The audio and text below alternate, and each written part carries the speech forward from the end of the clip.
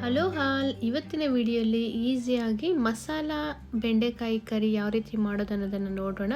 ತುಂಬಾ ಈಸಿಯಾಗಿ ಕ್ವಿಕ್ಕಾಗಿ ಮಾಡ್ಕೊಬೋದು. ಮೊದಲು ನಾನಿಲ್ಲಿ ಒಂದು ಮಿಕ್ಸಿ ಜಾರ್ಗೆ 3 ಚಕ್ಕೆ 3 ಲವಂಗ, ಅದೇ ರೀತಿ 7ರಿಂದ 8 ಬೆಳ್ಳುಳ್ಳಿ ಹೆಸರು, ಸ್ವಲ್ಪ ಶುಂಠಿ, ಅದಾದ ನಂತರ ನೈಸಾಗಿ ಚಾಪ್ ಮಾಡ್ಕೊಂಡಂಥ ಒಂದು ಮೀಡಿಯಮ್ ಸೈಜ್ ಆನಿಯನ್, ಅದೇ ರೀತಿಯಾಗಿ 2 ಮೀಡಿಯಮ್ ಸೈಜ್ ಟೊಮೊಟೊ ಹಣ್ಣು, ಒಂದು ಸ್ವಲ್ಪ ಪುದೀನ, ನಂತರ ಸ್ವಲ್ಪ ಕೊತ್ತಂಬರಿ ಸೊಪ್ಪನ್ನ ಆ್ಯಡ್ ಮಾಡ್ಕೊತಾ ಇದ್ದೀನಿ.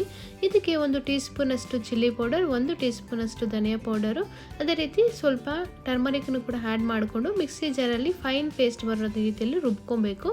ನಂತರ ಒಂದು ಕಡಾಯಿಗೆ 2ರಿಂದ 3 ಟೀ ಸ್ಪೂನಷ್ಟು ಆಯಿಲ್ನ ಆ್ಯಡ್ ಮಾಡಿಕೊಂಡು ಆಯಿಲ್ ಹೀಟಾದ ನಂತರ ನೈಸಾಗಿ ಚಾಪ್ ಮಾಡ್ಕೊಂಡಂಥ ಬೆಂಡೆಕಾಯಿನ ಆ್ಯಡ್ ಮಾಡ್ಕೊಬೇಕು. ಬೆಂಡೆಕಾಯಿನೂ ಕೂಡ ಅಷ್ಟೇ ವಾಶ್ ಮಾಡಿ ಒಂದು ಒಣಗಿದ ಬಟ್ಟೆಯಲ್ಲಿ ಚೆನ್ನಾಗಿ ತೇವಾಂಶವನ್ನೆಲ್ಲ ಒರೆಸ್ಕೊಂಡು ನಂತರ ನಾವು ಫ್ರೈ ಮಾಡ್ಕೊಬೇಕು.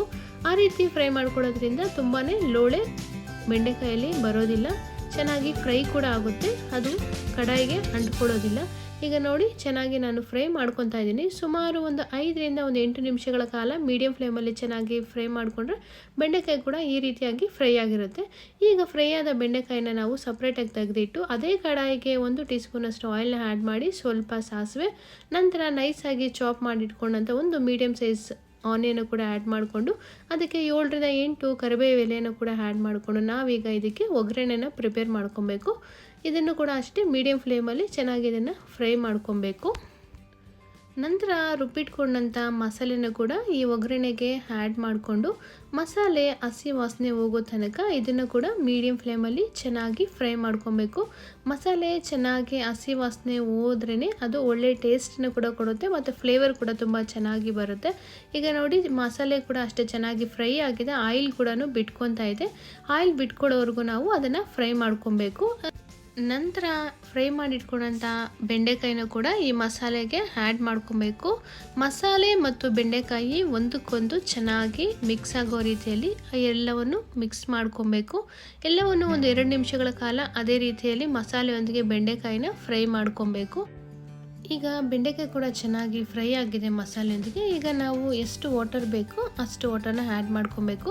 ನಾನಿಲ್ಲಿ ಮೀಡಿಯಮ್ ಆಗಿ ವಾಟರ್ನ ಆ್ಯಡ್ ಮಾಡ್ಕೊತಾ ಇದ್ದೀನಿ. ನಾನು ತಿಕ್ಕಾಗಿ ಮಾಡ್ತಾ ಇರೋದ್ರಿಂದ ನಾನು ಸ್ವಲ್ಪ ಅಷ್ಟೇ ವಾಟರ್ನ ಆ್ಯಡ್ ಮಾಡ್ಕೊತಾ ಇದ್ದೀನಿ. ನೀವು ವಾಟರ್ ಜಾಸ್ತಿ ಬೇಕಾದ್ರೆ ಆ್ಯಡ್ ಮಾಡ್ಕೊಬೋದು. ನಾನಿಲ್ಲಿ ಸ್ವಲ್ಪ ವಾಟರ್ನ ಆ್ಯಡ್ ಮಾಡಿ ರುಚಿಗೆ ತಕ್ಕಷ್ಟು ಸಾಲ್ಟನ್ನು ಕೂಡ ಆ್ಯಡ್ ಮಾಡಿಕೊಂಡು ನೈಸಾಗಿ ಚಾಪ್ ಮಾಡಿದಂಥ ಕೊತ್ತಂಬರಿ ಸೊಪ್ಪನ್ನು ಕೂಡ ಸೇರಿಸಿ ಎಲ್ಲವನ್ನು ಮತ್ತೊಮ್ಮೆ ಚೆನ್ನಾಗಿ ಮಿಕ್ಸ್ ಮಾಡ್ಕೊತಾ ಇದ್ದೀನಿ.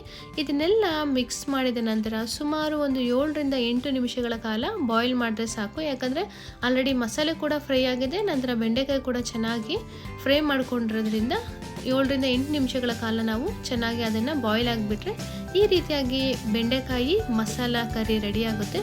ಇದು ತುಂಬಾ ಸಿಂಪಲ್ಲಾಗಿ ಮಾಡ್ಕೊಬೋದು ಮತ್ತು ಆರೋಗ್ಯ ಕೂಡ ಬೆಂಡೆಕಾಯಿ ತುಂಬಾ ಒಳ್ಳೆಯದು.